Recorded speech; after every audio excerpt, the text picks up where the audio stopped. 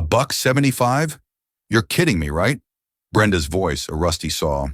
Chloe just stared at the old man, shame blooming on his face. $80 for Lily's meds, staring her down from the kitchen counter. Eviction next month. Still, something in his eyes, a mirror of her own fear. She knew Brenda was watching, waiting, but this wasn't about the money, not really. It's on the house, she said, praying Lily wouldn't pay the price for a moment of weakness. He shuffled out, leaving her with Brenda's scorn and an empty till. What she didn't know, that coffee wasn't the payment, it was the test. They all thought she was a sucker. They have no idea how her quiet kindness will change everything. This is the story of Chloe Miller, a waitress drowning in debt and despair, working endless shifts at a greasy spoon diner. It's the story of a forgotten old man with nothing but a threadbare coat and a story in his tired eyes. And it's the story of one cup of coffee, an act of kindness so small it should have been forgotten. But instead it set in motion a chain of events that would unravel a secret worth billions.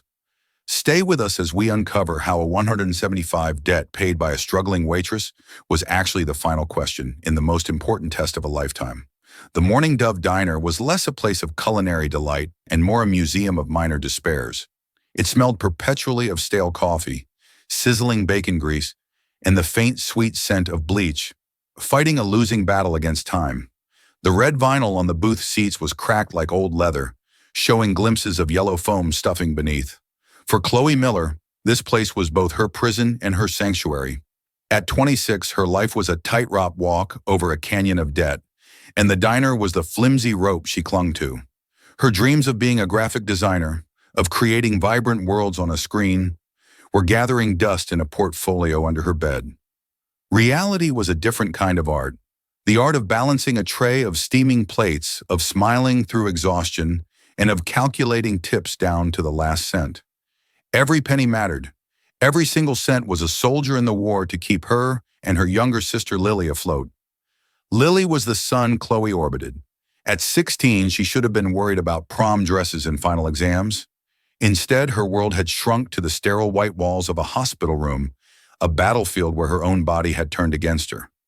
A rare autoimmune disorder was methodically, cruelly shutting her down. The treatments were experimental, ruinously expensive, and not fully covered by their barely their insurance. So Chloe worked. She took double shifts, picked up holiday hours, and wore a smile as brittle as spun sugar, while her heart felt like a lead weight in her chest. This Tuesday morning was like any other. The morning rush had been a flurry of impatient construction workers and quiet office drones. Now, in the mid-morning lull, the diner was sparsely populated. Chloe leaned against the cool stainless steel counter, her feet throbbing in her worn-out sneakers, rereading a text from the hospital's billing department. Payment overdue.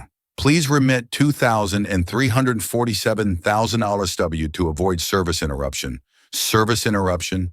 They made it sound like a cable subscription. Daydreaming again. Miller. Chloe jumped, stuffing her phone back into her apron pocket. Brenda, her senior by 20 years and 100 layers of cynicism, was wiping down the counter with a cloth that had seen better decades. Just checking the time, Chloe lied. Right. Time to face the music. Brenda grunted, nodding toward the door. We've got a live one. An old man stood hesitantly just inside the doorway, as if unsure whether he was welcome. He was painfully thin, his frame lost inside a tweed overcoat that was frayed at the cuffs and collar. His gray hair was unkempt, and his face was a road map of wrinkles. But it was his eyes that caught Chloe's attention. They were a pale, washed-out blue, cloudy with age, and they held a deep, profound weariness that seemed to suck the light out of the room. He clutched a worn, flat cap in his trembling hands. He shuffled towards the counter and slid onto a stool, his movements slow and deliberate. Chloe grabbed a menu and a glass of water, placing them in front of him with her practiced, friendly smile. Welcome to the Morning Dove. Can I get you started with something to drink? Coffee's fresh. The old man blinked as if her voice had pulled him from a great distance. Coffee.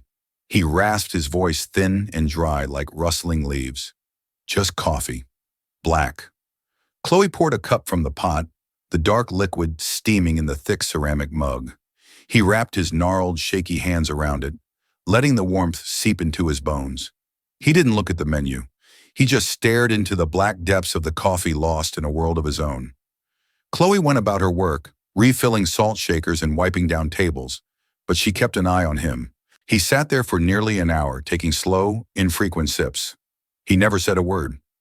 Other customers came and went, a family with loud children, a couple arguing in hushed tones, a businessman tapping furiously on a laptop. Through it all, the old man remained a silent, still statue at the counter. Finally, he drained the last of his coffee. He fumbled in the pockets of his coat, a look of mild panic growing on his face. He checked his trouser pockets, his movements becoming more frantic. He patted his coat again, his brow furrowed in distress. "Is everything all right, sir?" Chloe asked gently. He looked up at her, his pale eyes wide with embarrassment. I seem to have misplaced my wallet. I'm so sorry. I thought I had a few dollars." His voice cracked. I can come back. I live nearby. I promise." Brenda, overhearing from the grill, scoffed loud enough for a dog to hear. "Yeah, right. Live nearby. That's what they all say." Chloe shot Brenda a silencing glare before turning back to the man. She saw the deep flush of shame on his wrinkled cheeks, the way his shoulders slumped in defeat. In his humiliation, she saw a reflection of her own constant gnawing fear, the fear of not having enough, of being at the mercy of others. Her own problems felt immense, a tidal wave about to crash over her. But in that moment, this man's small, acute shame felt more immediate. "Don't you worry about it," she said, her voice soft.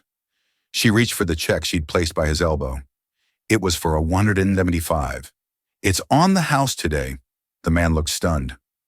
"Oh no, I couldn't possibly." "Please," Chloe insisted, giving him a genuine smile. It was the first one that hadn't felt like a mask all day. "It's just a cup of coffee. Consider it a gift. Everyone needs one of those now and then." She crumpled up the check and tossed it into the bin behind the counter. She turned to the cash register, pulled her own small purse from under the counter, and rang up the sale, paying for it, with 2 crumpled $1 bills from her own tip money. The old man watched her, his expression unreadable. The panic in his eyes had been replaced by a quiet, intense scrutiny. He just stared at her for a long moment. "Thank you," he finally whispered, his voice thick with an emotion she couldn't quite place. "Thank you, my dear. You're very kind." He slid off the stool, gave a small, formal nod, and walked slowly out of the diner, the little bell above the door tinkling softly in his wake. "You're a sucker, Chloe," Brenda said, shaking her head as she scraped grease off the griddle. "A complete and utter sucker. That's $2 you could have used for, your sister's service interruption." Chloe flinched at the jab but didn't rise to the bait. She just looked at the empty stool where the old man had sat. $2. It was nothing, and it was everything. She didn't know why, but as she watched the rain begin to streak down the diner window, she felt a strange sense of peace. It was a fleeting, foolish feeling, but for a moment it was enough. She had no idea that her small act of kindness wasn't an ending. It was a beginning. A test had just been administered, and she had given her answer. The following week was a slow-motion catastrophe. The hospital's billing department was no longer sending texts. They were calling their voices a practiced blend of synthetic sympathy and unyielding demand. The landlord had slipped a notice under her door, its fluorescent pink paper, a glaring beacon of her failure. It wasn't an eviction notice yet, but a final warnings, 2 words that felt like a punch to the gut. The cracks in Chloe's carefully constructed dam of composure were widening, and the pressure was becoming unbearable. She took on more shifts until exhaustion became her new normal. Her world was a blur of taking orders, refilling coffees, and the endless clawing smell of maple syrup. The smiles she gave customers felt heavier, the friendly chatter more forced. Her mind was a constant, frantic calculation of bills owed versus tips earned, a race she was perpetually losing. It was during a particularly grueling Thursday lunch rush that the bell above the door tinkled, and he was back. The same old man in the same threadbare coat, looking just as lost and weary as before. He shuffled to the same stool at the counter, his cloudy blue eyes scanning the room until they landed on her.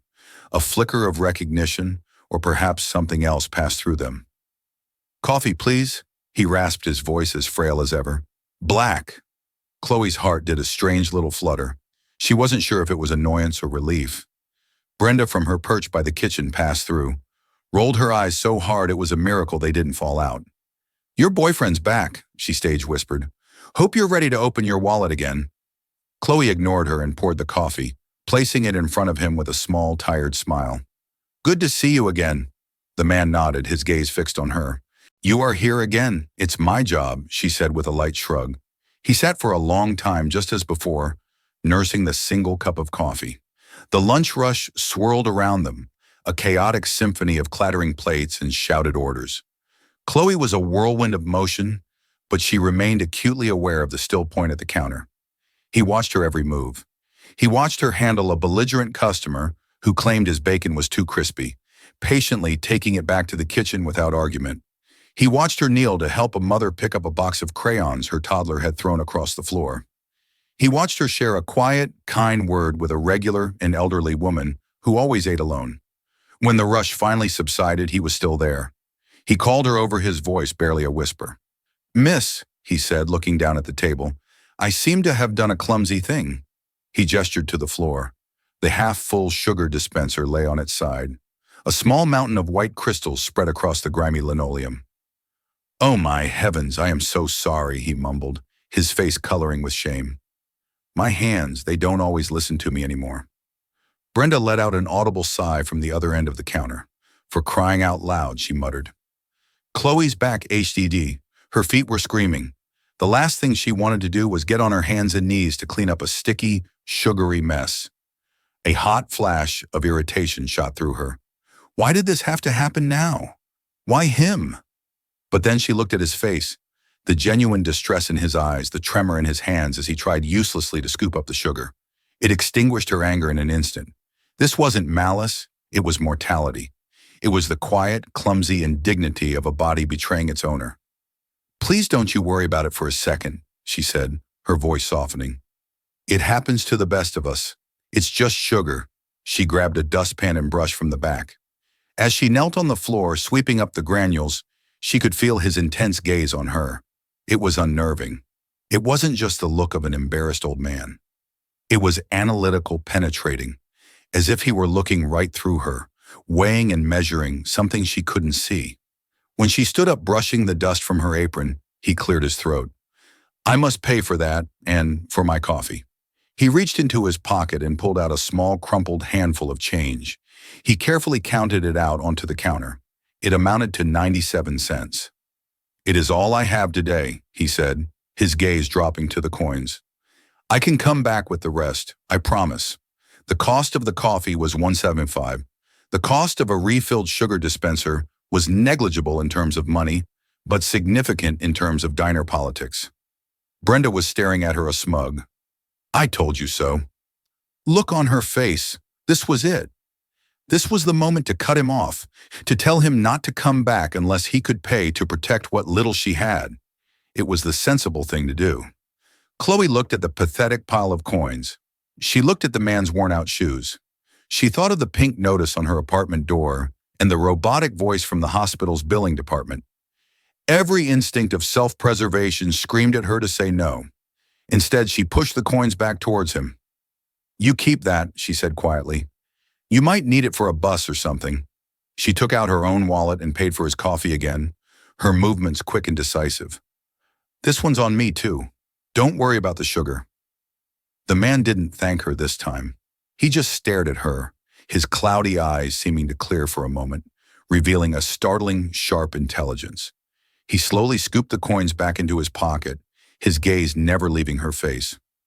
Why? He asked, his voice suddenly stronger, less raspy. Chloe was taken back by the directness of the question. Why? What? Why do you do that? He pressed. This is the second time you work for tips.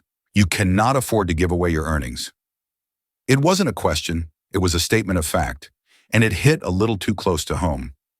My mother always said that you don't measure your wealth by what you have, but by what you can give away. Chloe found herself saying the words tumbling out before she could stop them. It was something her mom used to say before she got sick and passed away, leaving Chloe to care for Lily. And sometimes a cup of coffee is more than just a cup of coffee. The man's expression softened. He gave a slow, deliberate nod, as if she had just confirmed a long-held hypothesis. He stood up, placed his flat cap on his head, and walked out without another word. As the door tinkled shut, Brenda strode over, her arms crossed. "I don't believe you. You are certifiably insane, Chloe Miller. He's playing you like a fiddle. A broke, grimy old fiddle. Mark my words, he'll be back, and next time he'll have a sob story about needing money for his sick parakeet." Chloe didn't respond. She just wiped down the sticky spot on the counter where the sugar had been. She didn't feel insane. She felt strangely calm. She had acted against all logic, against all self-interest. It was reckless. It was stupid. And for some reason, it felt like the only right thing to do in a world that felt so wrong. But as she headed home that night to her pink slipper-adorned door, a cold knot of dread tightened in her stomach. Kindness didn't pay the rent, and time was running out. The eviction notice arrived a week later. The fluorescent pink of the warning was gone, replaced by the stark official white of a legal document. The words "Notice to Vacate" seemed to leap off the page in bold black letters. She had 30 days to come up with 3 months of back rent or find a new place to live. The thought of packing up her life, of finding a new home she couldn't afford, of disrupting the fragile stability she was trying to maintain for Lily was paralyzing. That same afternoon, the hospital called again. Lily had developed a complication, a minor infection that her compromised immune system was struggling to fight. The doctor was calm, reassuring, but Chloe heard the unspoken words between the lines. "This is serious. This is expensive." He mentioned a new course of antibiotics, ones that were, of course, not fully covered by insurance. The number he quoted made the room spin. Chloe hung up the phone and sank onto her lumpy sofa, the eviction notice crinkling in her hand. For the first time, she felt the fight drain out of her. She was adrift in a vast, indifferent ocean, and she had forgotten how to swim. Despair, cold and heavy, settled over her like a shroud. She dragged herself to work the next day, her face pale, her movements robotic. Every customer's smile, every polite request felt like a physical blow. She was a ghost in an apron haunting the aisles of the Morning Dove diner. And then he came in. The old man. It was late afternoon, the diner nearly empty. He didn't take his usual seat at the counter. Instead, he shuffled to a small booth in the corner, sinking into the cracked vinyl with a weary sigh. Chloe approached his table, her order pad in her hand, her mind a million miles away. She barely registered his presence beyond a familiar shape. "The usual?" she asked, her voice flat. He looked up at her, and for the first time she saw a raw, genuine anguish in his eyes that mirrored her own. His face was ashen, his hands trembling more violently than usual. "My dear," he began, his voice cracking with emotion. I am in terrible trouble." Chloe braced herself.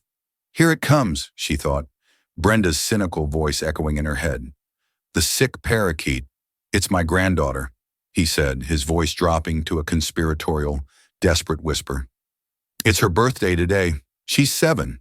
I was supposed to meet my son to give her a present, but I lost the money.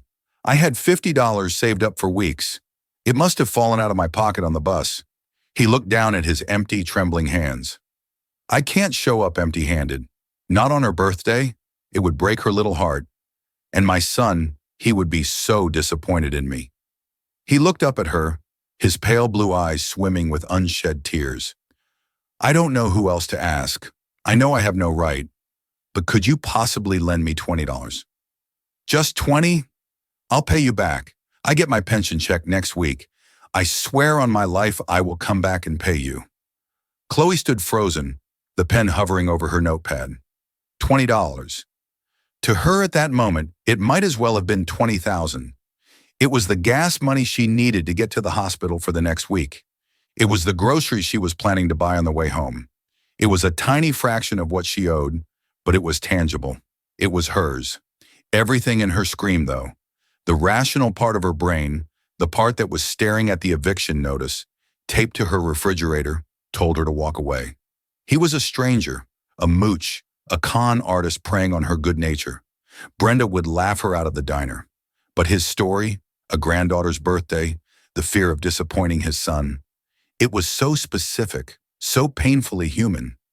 She looked at his desperate, tear-filled eyes, and she didn't see a con man.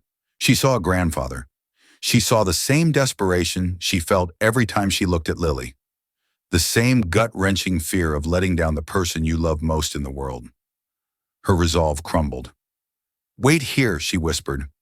She walked to the back near the employee lockers. Her hands shook as she pulled out her wallet. Inside was a $50 bill and a few singles. She had cashed a check from a catering gig she had done on her day off. It was supposed to be a down payment on the rent, a pathetic offering to the landlord to beg for more time. She stared at the 50. It was her lifeline. With a deep, shuddering breath, she pulled out two $20 bills and a 10. She folded the two 20s together and tucked them into her apron. The 10 she put back. A voice screamed at her, calling her a fool, a martyr, a complete and utter idiot. She ignored it. She walked back to the booth and slid the folded bills across the table to him. "Here," she said, her voice barely audible. "This is 40. Get her something nice and get yourself a hot meal." The old man stared at the money, then up at her, his mouth agape. He looked at the $40 as if it were a winning lottery ticket.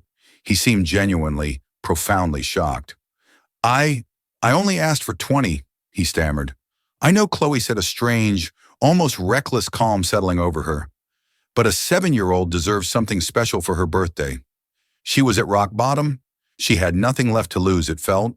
And in that moment of complete financial ruin, giving away that money felt less like a loss and more like an act of defiance. It was a rebellion against the crushing, merciless logic of dollars and cents that had ruled her life for so long.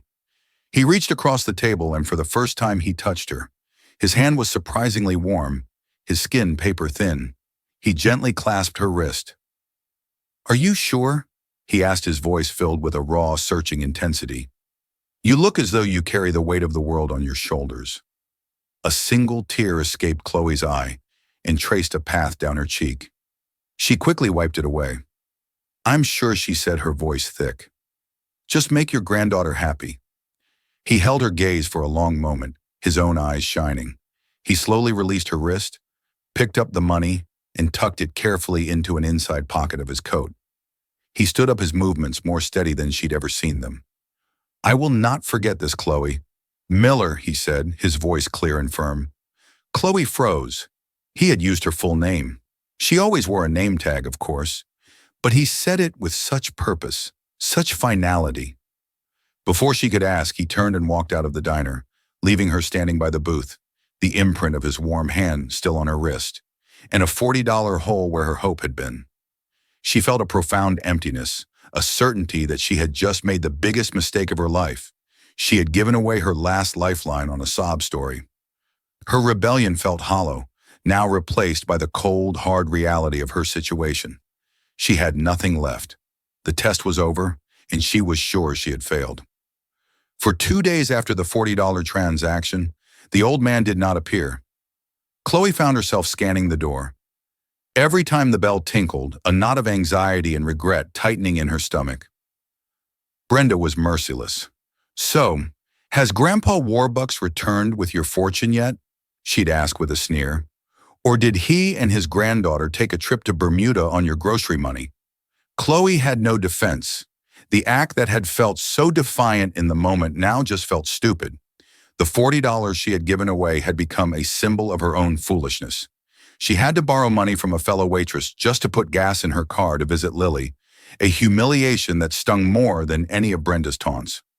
It was on the third day, a Saturday, that a new presence made itself felt in the diner. He was the polar opposite of the shabby old man. He arrived just before the lunch rush, dressed in a perfectly tailored charcoal gray suit, his shoes polished to a mirror shine. He was perhaps in his late 50s, with sharp, intelligent eyes behind a pair of wire-rimmed glasses and an air of quiet authority that was utterly out of place amongst the sticky tabletops and chipped coffee mugs. He chose a booth in the far corner, the same one the old man had occupied on his last visit. He requested a black coffee and a menu, but Chloe noticed he never once opened it. Instead, he opened a leather-bound folio and appeared to be reading but his eyes were rarely on the page. They were scanning the room, observing the staff, taking in the rhythm of the diner. More than once, Chloe felt his gaze linger on her. It wasn't a leerous stare, it was something else. It was cool, detached, and evaluative. It was the look of a scientist observing a specimen. Chloe felt a prickle of unease. Was he a health inspector? A corporate scout for a chain looking to buy the place? Or worse, was he from the landlord's agency? A man sent to see if she was still employed before they finalized the eviction? Her mind raced through a dozen paranoid scenarios, each more terrifying than the last. The man stayed for hours. He nursed that single cup of coffee occasionally, asking for a refill, which he paid for with a crisp $20 bill, telling Chloe to keep the change with a polite but impersonal nod. The tip was more than she sometimes made in an hour, but it felt strangely sterile, a transaction devoid of any real connection. Brenda was intrigued. "Now that's the kind of customer you should be focusing on," she whispered to Chloe. "Looks like old money, probably a lawyer or a banker. Go flash him a smile. Maybe he'll leave you his inheritance." But Chloe couldn't bring herself to do it. The man's presence was too unnerving. It felt like he was waiting for something. The lunch rush came and went. The afternoon lull settled in. The man in the corner remained a silent, watchful sentinel. Chloe tried to go about her work, but his presence was a constant low-level hum of anxiety in the back of her mind. She found herself being overly meticulous, wiping down counters that were already clean, double-checking orders, forcing her smile to be brighter than usual, all under his quiet, penetrating gaze. Around 3 running, the bell on the door tinkled. Chloe's head snapped up, her heart lurching with a familiar, foolish hope. But it wasn't the old man. It was a young mother with 2 rambunctious children who immediately began clamoring for milkshakes and fries. Chloe took their order, her shoulders slumping with a disappointment she wouldn't admit to anyone. As she turned to put the order in, she glanced at the man in the corner. He was watching her, his expression unreadable, but as her eyes met his, he gave her the slightest, almost imperceptible nod. It wasn't a friendly gesture. It felt like an acknowledgement, a signal that some silent observation had been concluded. A few minutes later, as Chloe was at the milkshake machine blending chocolate and vanilla, the man stood up. He left another generous tip on the table, adjusted his suit jacket, and walked towards the front of the diner. Chloe expected him to leave, but instead he paused by the cash register, waiting. When she finished the milkshakes and brought them to the family's table, she made her way to the register to cash out another customer. The man in the suit waited patiently. When it was his turn, he didn't present a check. He simply looked at her, his sharp eyes examining her face. "Are you Chloe Miller?" he asked. His voice was deep and resonant, a boardroom voice that had no place in a greasy spoon. Chloe's blood ran cold. This was it. The landlord, the debt collector. "Yes," she managed to say, her own voice sounding thin and weak. "Can I help you?" He did not smile. He reached into the inner pocket of his suit jacket and produced a slim, elegant business card case. He slid out a card with his thumb and placed it on the counter between them. The card was made of thick, creamy stock, the lettering embossed in a deep navy blue. James Harrison, Senior Counsel, Sterling Industries. Beneath the name was an address in the city's most prestigious downtown financial district and a phone number. Chloe stared at the card, utterly bewildered. Sterling Industries was a titan, a multinational conglomerate with fingers in everything from tech and pharmaceuticals to global logistics. Its founder and CEO, Arthur Sterling, was a reclusive, semi-legendary figure, one of the wealthiest men in the world. What on earth would a senior lawyer from a company like that want with a waitress at the Morning Dove Diner? "Sterling would like to request a meeting with you," Harrison said, his tone flat and professional. "Tomorrow morning, 10 hours at the address on the card." Chloe's mind was a maelstrom of confusion. Mr. Sterling? Arthur Sterling? Why? I don't understand why. What is this about? Harrison's expression did not change. "All of your questions will be answered at the meeting. We are prepared to compensate you for your time away from work." He paused, his gaze unwavering. "And I would advise you not to be late. Mr. Sterling does not appreciate tardiness." Without another word, he turned and walked out of the diner, leaving the business cards sitting on the counter, like a strange, impossible artifact from another world. Chloe picked it up, her fingers trembling. Sterling Industries. Arthur Sterling. The name echoed in her head, but it made no sense. She had no connection to that world of unimaginable wealth and power. From across the diner, Brenda called out, "What did M. Fancy Pants want? Did he offer you a job polishing his silverware?" Chloe couldn't answer. She just stared at the card, a terrifying, exhilarating, and utterly insane idea beginning to form in the deepest recesses of her mind. An idea so ludicrous she barely dared to think it. The old man, his cloudy pale blue eyes, his strange persistent tests, his final words. "I will not forget this, Chloe Miller." Could it be no? It was impossible. It was the stuff of fairy tales and cheap novels. And yet, the business card in her hand felt undeniably real. Tomorrow morning, 10:00. One way or another, she was about to find out. The next morning, Chloe stood on a rain-slicked marble plaza, staring up at a skyscraper that seemed to pierce the gray overcast sky. The words Sterling Tower were carved in massive, severe letters above a set of revolving glass doors. This was the address from the card. It felt less like a building and more like a monument to a god she'd never heard of. She had spent a sleepless night tossing and turning her mind a frantic battlefield of speculation.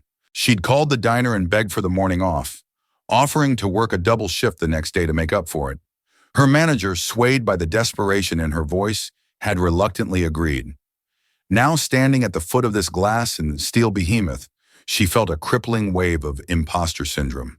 She was wearing her best and only interview outfit, a simple black skirt and a slightly faded blue blouse she'd ironed 3 times. She felt like a stray cat that had wandered into a palace. Every person who swept past her through the revolving doors exuded an aura of wealth and purpose. Their expensive suits and leather briefcases, a stark contrast to her worn handbag. Taking a deep, shaky breath, she pushed her way through the doors into a lobby so vast and silent it felt like a cathedral. The floors were polished black granite. The walls were adorned with enormous abstract modern art, and a single severe-looking receptionist sat behind a desk that was longer than Chloe's entire kitchen. Her heart pounding, she approached the desk. "Excuse me," she said, her voice barely a whisper. "I have a 10 appointment with Mr. Sterling." Saying the name out loud felt absurd. The receptionist, a woman with unnervingly perfect hair, looked up from her computer, her expression, a cool mask of professional indifference. "Your name?" "Chloe Miller." The receptionist tapped a few keys. Her eyebrows rose a fraction of an inch. "Ah, yes, Miss Miller. Mr. Harrison is expecting you. Please take the private elevator on your right. It has been keyed for the penthouse floor." A private elevator, the penthouse floor. The sense of surrealism intensified. Chloe walked on trembling legs to a discreet, unmarked steel door that slid open silently as she approached. The elevator was lined with dark, polished wood and had only one button, a simple, glowing P. The ascent was unnervingly fast and completely silent. Her ears popped as the elevator climbed the floors, flashing by on a small digital display. 40, 50, 60. It finally stopped at 75.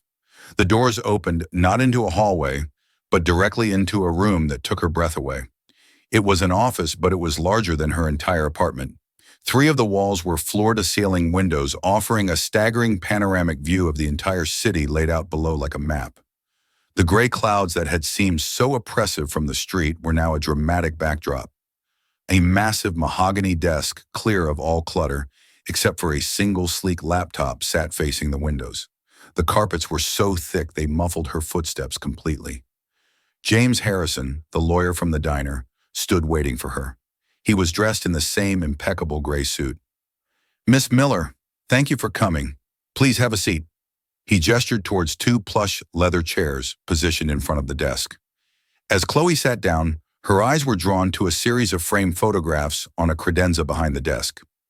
Most were of buildings and oil rigs, corporate triumphs. But one was different.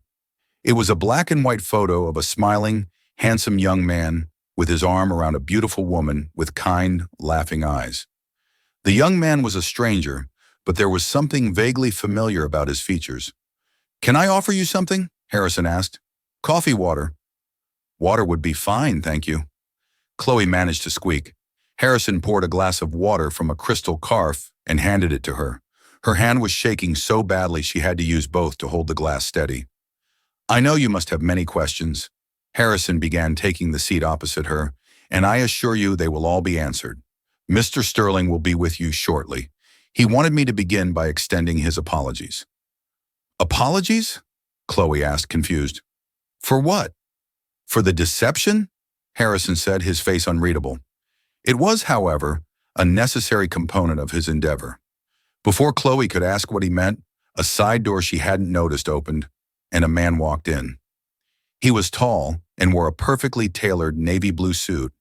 His silver gray hair was neatly combed, and his face, though lined with age, held an undeniable aura of power and intelligence. He moved with a quiet confidence that filled the room. But it was his eyes that made Chloe's breath catch in her throat. They were a pale, piercing blue. They were no longer cloudy or weary. They were sharp, clear, and focused. And they were looking directly at her. It was him. It was the old man from the diner. Transformed, remade. The threadbare coat was gone, replaced by fine wool. The shuffling, hesitant gait was gone, replaced by an authoritative stride. But the face, the eyes, the essence of the man, it was unmistakably the same. He walked around the massive desk and sat in the large leather chair, the entire city skyline, his backdrop. He folded his hands on the polished wood and looked at Chloe. The look was no longer pitiful or desperate. It was the same intense, analytical gaze she had felt on her when she was cleaning up the sugar, but 100 times more potent. Chloe stared speechless, her mind reeled, trying to reconcile the image of the frail, penniless old man with the formidable titan of industry sitting before her. The shabby coat, the lost wallet, the spilled sugar, the sob story about a granddaughter. It all flashed through her mind. A deception, Harrison had called it. It had all been an act, a calculated, elaborate lie. A hot wave of humiliation and anger washed over her. She had been played, her sympathy, her kindness, her sacrifice. It had all been for the amusement of a bored billionaire. She had given him her last $40, money she desperately needed for her sister for rent, and it had all been a game. She stood up abruptly, the chair scraping against the floor. The glass of water trembled in her hand. "You," she whispered, her voice shaking with a mixture of awe and fury. "It was you." The man did not flinch. He simply held her gaze, his expression calm, almost sad. "Yes, Miss Miller," said Arthur Sterling, his voice no longer raspy and weak, but the rich, commanding baritone of a CEO. "It was me. Please sit down. We have a great deal to talk about." Chloe remained standing, her body rigid with a fury born of humiliation. "Talk about what?" she demanded, her voice shaking. "How you enjoyed your game. Pretending to be homeless to watch the struggling waitress give you her last dime. Was my pity a fun little diversion for you?" Arthur Sterling did not react to her anger. He simply gestured to the chair. "Please, Chloe, sit. You have every right to be angry, but you have also earned an explanation." The quiet sincerity in his voice cut through her rage. Hesitantly, she sank back into the plush leather chair. James Harrison stood by a silent, discreet observer. For the past year, Arthur began, his voice calm and measured. "I have been conducting an experiment. I became Art the old man with a shabby coat to find an answer to a question that was destroying me." His gaze drifted to a black and white photograph on the credenza. It showed a vibrant, smiling woman with kind eyes. "That was my wife, Isabel," he said, a profound grief softening his features. "She was the heart of my life. She came from nothing and believed in one simple truth, that the measure of a person is how they treat someone who can do nothing for them in return. She lived that truth every single day. When she died 2 years ago," Arthur continued, "I was left surrounded by people who wanted something from me. Their kindness was always a transaction. I grew cynical. I started to believe that the world Isabel saw, a world of quiet decency, had died with her." He looked back at Chloe, his eyes locking with hers. "So I set out to find it. I became invisible, a burden, a nobody. I wanted to find one person who would show kindness without expectation, For months I was ignored, dismissed, and treated with contempt. The little charity I received was offered with annoyance, not dignity. Then I walked into your diner. He said, "The first time you paid for my coffee, I was intrigued. It was a simple act, but you offered it with grace. The second time I deliberately made things more difficult. I spilled the sugar, expecting a flash of irritation. Instead, you knelt on that dirty floor to clean it, refused my pocket change, and shared a piece of your mother's wisdom." I started to hope. He leaned forward, his expression serious. But I had to be certain. My faith was too fragile. "Forgive me for this, but I had my team look into your circumstances. I learned about your sister, Lily. I learned about the crushing medical bills, the eviction notice. I knew you were standing on the edge of a cliff." A wave of shame crossed his face. "Telling you that story about my granddaughter was the cruelest part of my test. I was asking a drowning woman to give away her life vest. I knew you needed that $40 more than you needed your next breath. A part of me expected you to say no to finally prove my cynical theory right." He paused, letting the weight of his words fill the silent room. "But you didn't, Chloe. You looked at my fabricated pain, and you responded with genuine compassion. At your absolute lowest point, you chose to give. You didn't just give me money. You gave me back the world my wife had believed in. You proved that her light hadn't gone out after all." Chloe listened speechless, the anger inside her dissolving into a stunned, heart-wrenching understanding. This wasn't a billionaire's cruel game. It was a grieving husband's desperate search for hope. Arthur composed himself and slid a thick leather-bound document across the desk. "This search wasn't just for my own peace of mind, Chloe. It was to find a new purpose for my fortune, a legacy Isabel would have been proud of. For the past year, my lawyers have been structuring a new charitable organization, the Isabel Sterling Foundation for Compassionate Care." He tapped the document. "The foundation's mission is to provide aid with dignity, to find the people who fall through the cracks, the ones who are invisible. It will be endowed with an initial fund of $500 million. Chloe stared at the document, the number incomprehensible. "A foundation like this doesn't need another suit from Wall Street," Arthur said, his voice now filled with conviction. "It needs a leader who understands the true meaning of charity. It needs someone whose compassion is unshakable, even in the face of their own ruin. It needs a heart, Chloe, not just a brain." He looked at her directly, his gaze piercing. "I am not offering you a reward. I am offering you a job. I want you to be the executive director of the Isabel Sterling Foundation. You will have immense resources and a team to support you, but the vision will be yours. Your starting salary will be $300,000 a year." He held up a hand as she began to protest. "And the foundation's first official act, effective immediately, is to assume the full lifetime cost of Lily's medical care at any facility in the world you choose." The room was silent. He wasn't offering her a handout. He was offering her a calling. He was giving her the power to fight the very despair that had nearly consumed her and to help countless others do the same. It was terrifying. It was impossible. She was a waitress. But she thought of Lily, of the eviction notice, and of the look in the old man's eyes in the diner. She took a deep breath, letting the fear wash away, replaced by a surge of purpose. Looking at the man who had turned her world upside down, Chloe Miller gave him a real tear-stained smile. "Yes," she whispered, "I accept." Life changed with breathtaking speed. The moment Chloe accepted the vast, efficient machinery of Sterling Industries' word into action, within 24 hours, a team of world-class specialists was reviewing Lily's case. The next day, Chloe was by her sister's side on a private medical jet, flying towards a renowned clinic in Switzerland. The constant gnawing fear for Lily's health was replaced by the quiet hum of the jet engines, a sound of profound and overwhelming relief. While she was away, James Harrison's team quietly erased the shadows of her old life. Her overdue rent was paid, and her cramped apartment was settled. When she returned, it was to a beautiful, secure apartment downtown, a peaceful haven that felt like it belonged to another person. Before starting her new life, however, she had one last stop to make. She walked into the Morning Dove diner, the air thick with the familiar smell of grease and stale coffee. Brenda was at the counter, polishing forks with a customary scowl. "Well, look who it is," Brenda said, not looking up. Finally decided to show up for your shift. I came to say goodbye, Brenda, Chloe said calmly. I've taken another job. Brenda finally looked up, her eyes scanning Chloe's simple but elegant new dress. Oh, really? Let me guess, Mr. Bigshot in the suit hired you. I give it a month before you're back here begging for your apron. Chloe didn't argue. She simply placed a white envelope on the counter. This is for you.